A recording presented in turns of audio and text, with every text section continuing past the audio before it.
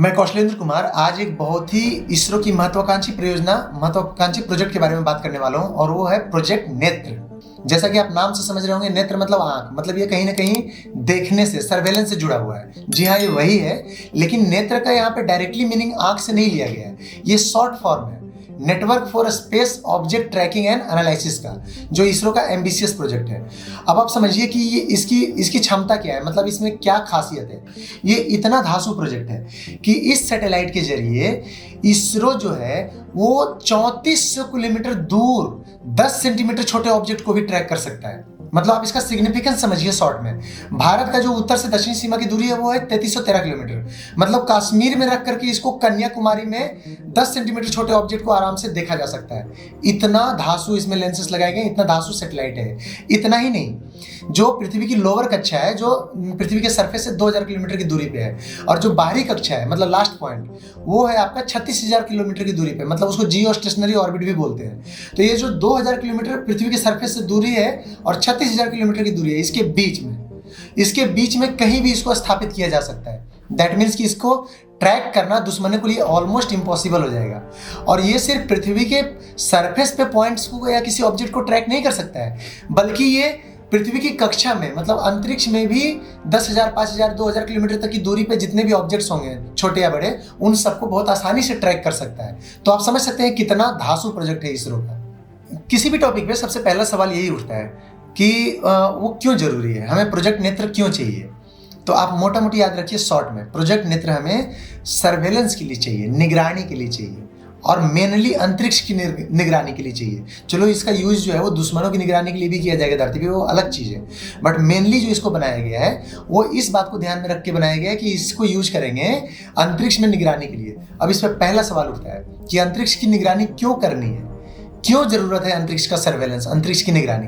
तो उसका जवाब ये है कि अंतरिक्ष जो है, अंतरिक्ष से मेरा मतलब पृथ्वी की जो कक्षा है, मैं इंटायर अंतरिक्ष की बात नहीं कर रहा हूँ, पूरा स्पेस और पूरा ब्रह्मांड की बात नहीं कर रहा हूँ, मैं पृथ्वी के कक्षा की बात कर रहा हूँ। जो लोअर कक्षा है, जो अपर कक्षा है, उसके बीच का जो डिस्टेंस है, जो पृथ्वी के चारों तरफ ऑब्जेक्ट्स घूम रहे हैं, सैटेलाइट्स घूम रहे हैं, उसकी बात कर रहा हूँ। तो 1957 में, मतलब 1957 में पहली बार कोई सैटेलाइट लॉन्च हुआ था सोवियत संघ के द्वारा, जो आज का रसिया है।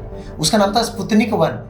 तब से लेकर के आज तक करीब 50,000 लगभग बड़े बड़े सैटेलाइट्स, ऑब्जेक्ट्स लॉन्च किए जा चुके हैं अंतरिक्ष में, और करोड़ों टुकड़े जो हैं छोटे छोटे वो बिखरे हुए अंतरिक्ष में, इन सब बड़े सैटेलाइट्स की वजह से, या दूसरे आइटम्स जो भेजे गए अंतरिक्ष में उसकी वजह से।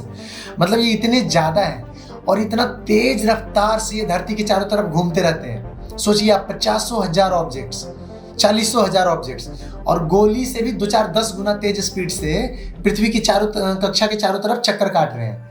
वैसे में अगर आप बीच में खड़े हो जाओगे तो आपको तो बीच में सीधे फाड़ देगा, आपके शरीर को कीमा बना देगा। मतलब उस लेवल की स्पीड से वो चल रहे हैं, आपको पता भी नहीं चलने देगा, उससे पहले ही आप टपक जाओगे। इस स्पीड से वहां पे मूव कर रहे हैं। वैसे में जब कोई ह्यूमन फ्लाइट आप भेजते हो, या फिर जब कोई नॉर्मल सैटेलाइट भी आप अंतरिक्ष में भेजते हो, तो उसके डैमेज होने का, अगर वो सही स्पीड से नहीं घूम रहा है, अगर वो सही लोकेशन पे नहीं जा रहा है, तो उसके डैमेज होने का खतरा बहुत ही ज़्यादा है। लगभग 99.99% चांस रहेगा कि आपने जो ऑब्जेक्ट भेजा है अंतरिक्ष में, वो ह्यूमन हो या डॉग हो या कुछ भी हो, या इवन नॉर्मल सैटेलाइट या आपका ड्रोन हो, उसको ख़त्म कर देगा कुछ ही सेकंड में, कुछ ही मिनटों में या कुछ ही दिनों में। तो इसी चीज़ से, इन चीज़ों से बचने के लिए कि हम जो सैटेलाइट भेजते हैं कहाँ भेजें, किस डिस्टेंस पे उसको स्थापित करें, ताकि जो पहले से ही 50,000 ऑब्जेक्ट्स हमने भेजे हुए हैं उनसे, या फिर जो नेचुरल ऑब्जेक्ट्स घूम रहे हैं धरती के चारों तरफ, उनसे उसको खतरा ना हो, वो डिस्ट्रॉय ना हो। इसलिए जरूरी है धरती की कक्षा की निगरानी करना। इसलिए इसरो ने ये प्रोजेक्ट लॉन्च किया है, प्रोजेक्ट नेत्र, जिसमें नजर रखेगा, नेत्र मतलब नजर रखेगा चारों तरफ, कि हम जो आने वाले टाइम में सैटेलाइट्स भेज रहे हैं, जो हमारे पहले के सैटेलाइट्स हैं, वो डैमेज नहीं हो।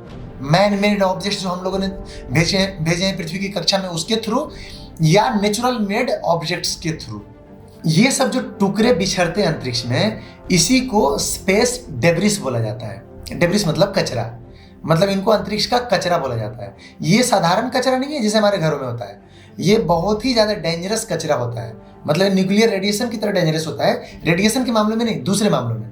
इसके डेंजरस होने का मेन पर्पस है, एक तो देखिए ये कचरे 10-10 सेंटीमीटर जितने छोटे भी हो सकते हैं, और उससे भी छोटे ये मिलीमीटर नैनोमीटर के भी हो सकते हैं, मतलब ये इतना छोटे होंगे हमारी बाल के आकार के 1000वें गुना, उससे भी 1000वें गुना कम छोटे हो सकते हैं, नाखून के आकार से भी 1000वें गुना कम छोटे हो सकते हैं, इतना छोटा भी हो सकता है, 10 सेंटीमीटर का भी हो सकता है और बड़ा बड़ा भी हो सकता है। तो स्पेस डेब्री में ये सारी चीज़ें आती है। इनको जो सबसे डेंजरस बनाता है वो ये है कि ये इनकी स्पीड बहुत ज़्यादा होती है, मतलब इनकी स्पीड 28,000 किलोमीटर प्रति घंटे तक होती है, बुलेट से कई गुना ज़्यादा। और ऐसा शुरू हुआ है जब ह्यूमंस ने सैटेलाइट्स भेजने शुरू किए हैं। एक बार क्या घटना घटी 1980 के टाइम में, सोवियत का एक उपग्रह फट गया। केवल एक उपग्रह के फटने से अंतरिक्ष में 50,000 टुकड़े बनके वो बिखर गया था। सोचिए, एक उपग्रह फटा और 50,000 खतरा अंतरिक्ष में छोड़ गया वो दूसरों के लिए। सिर्फ भारत की अगर हम बात करें तो इसरो ने रिपोर्ट निकाला था 2024 में, उसमें यह बताया गया था कि 1000 से अधिक टक्कर की चेतावनियां भारतीय उपग्रह को मिल चुकी है अभी तक। मतलब 2024 का इसरो का रिपोर्ट बता रहा है कि हजारों टक्कर की चेतावनियां, उसमें वार्निंग्स आते हैं ना उपग्रह में, तो हजारों इनको वार्निंग्स मिले थे कि टकराने वाला है छोटा ऑब्जेक्ट या बड़ा ऑब्जेक्ट, और अगर इन्होंने बचने के लिए कुछ मैन्यूवरिंग नहीं की होती तो वो टकरा के उस सैटेलाइट को तोड़ चुका होता, मतलब डिस्ट्रॉय कर दिया होगा, तो और वो सैटेलाइट भी फट के 50,000 टुकड़े में बिखर जाता। अब सोचिए ये जो नंबर है ये अभी कितना डेंजरस है। आने वाले 50 सालों में ये नंबर कई गुना बढ़ने का संभावना है। इसलिए जरूरी है अंतरिक्ष का सर्वेलेंस, इसलिए जरूरी है प्रोजेक्ट नेत्र टाइप के प्रोजेक्ट भारत जैसे देश को, जो इस दिशा में बहुत ही तेजी से एक्सेलरेट करने की कोशिश कर रहा है आने वाले कुछ वर्षों में।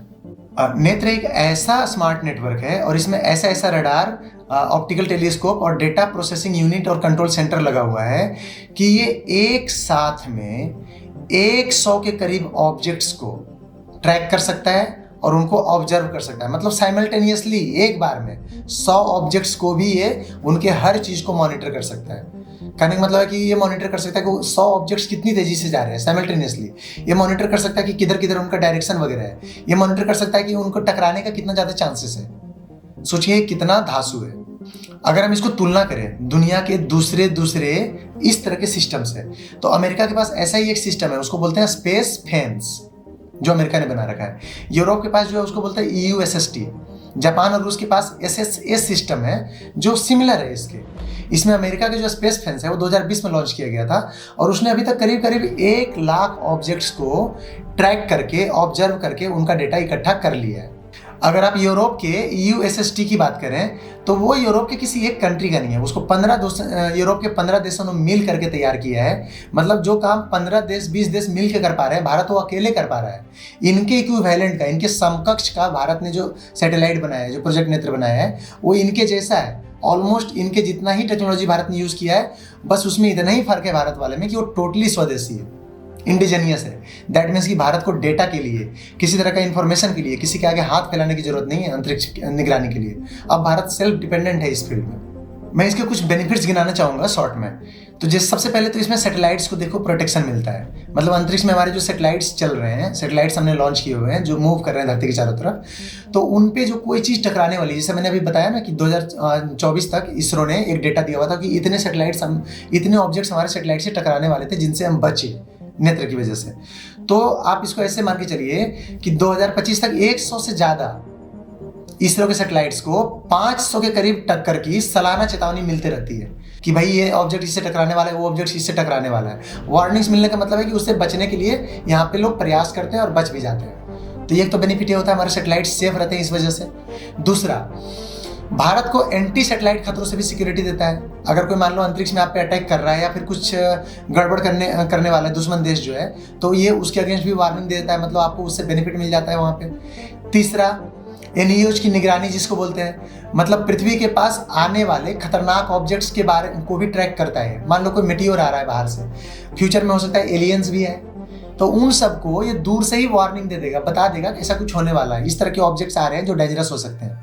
अब जैसा कि मोदी सरकार हर चीज़ में कर रही है, यहाँ भी मोदी सरकार 4 स्टेप आगे चल रही है इस मामले में। अब मोदी सरकार का अगला टारगेट है, मतलब भारत का अगला टारगेट है कि 2025 ऑनवर्ड्स, मतलब इसी साल से इसरो जो है हर मिशन में डेब्रिस फ्री अप्रोच अपना रहा है। अब आप समझिए कि डेब्रिस फ्री अप्रोच होता क्या है।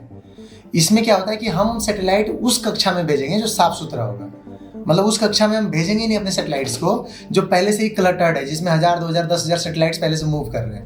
तो एक तो इससे हमें फ्रीडम मिलेगा, टकराने का खतरा कम रहेगा, और इसमें नए रडार वगैरह यूज़ किए जाएंगे, एआई वगैरह टेक्नोलॉजी को यूज़ किया जाएगा ताकि चीज़ें बेहतर हो सके, पहले से ज़्यादा अच्छी फैसिलिटीज़ प्रोवाइड कर सकें। इसके अलावा नासा इसरो जो है मिल करके भी SAR मिशन चला रहे हैं, जिसके जरिए डेटा शेयरिंग एक दूसरे के साथ कर रहे हैं लोग, जिससे कि दोनों को फायदा होगा। इसरो की कई सारी चीज़ें हैं जो नासा को मिलेगी, उसको बेनिफिट होगा, नासा की कई सारी चीज़ें इसरो को मिलेगी जिससे इसरो को बेनिफिट होगा। जैसे कि चंद्रयान के टाइम में नासा ने किया था, इसरो को कुछ कुछ शेयर किया था, जिससे इसरो को काफ़ी ज़्यादा फायदा हुआ था। 2030 तक भारत का जो टारगेट है वो है जंक फ्री स्पेस और क्वाड देशों के साथ SSA पार्टनरशिप। इसका मतलब क्या है कि भारत जो है वो स्पेस को जंक फ्री करने की कोशिश करेगा, डी ऑर्बिटिंग करने की कोशिश करेगा। मतलब ऐसे सैटेलाइट जो यूजलेस हो जाते हैं उनको ऑर्बिट से हटा देना ताकि कचरा नहीं फैले अंतरिक्ष में। और ऐसा करके भारत आने वाले समय में अंतरिक्ष का सुपर गार्जियन बनने वाला है, क्योंकि ये गार्जियन के रोल के अंतर्गत ही सारी चीजें आती है। भारत की नज़र अब तारों पे पड़ चुकी है, और प्रोजेक्ट नेत्र जो है वो केवल टेक्निक नहीं है, ये भारत की उच्च एम्बिशन की कहानी है। पहले हम केवल लॉन्च देखते थे कि अमेरिका ने लॉन्च किया, सोवियत यूनियन ने लॉन्च किया, चाइना ने लॉन्च किया, इजराइल ने लॉन्च किया, हम केवल सुनते थे। अब हम खुद भी सारी चीज़ें कर रहे हैं, अब हम ट्रैकिंग कर रहे हैं अंतरिक्ष में। हम ऐसा करेंगे आने वाले समय में और ज़्यादा, हम अंतरिक्ष को भी बचाएंगे और हम लीड भी करने वाले हैं। हम मतलब Bharat. ISRO chairman doctor V Narayanan के शब्दों में अगर बोला जाए तो अंतरिक्ष ही फाइनल फ्रंटियर है। Space is the final frontier. अंतरिक्ष ही हमारा भविष्य है और नेत्र जो है वो उसका रक्षक है। भारत की नजरें अब सिर्फ धरती पर नहीं है, बल्कि तारों भरे आकाश में भी चौकन्नी, स्वतंत्र और अडिग है।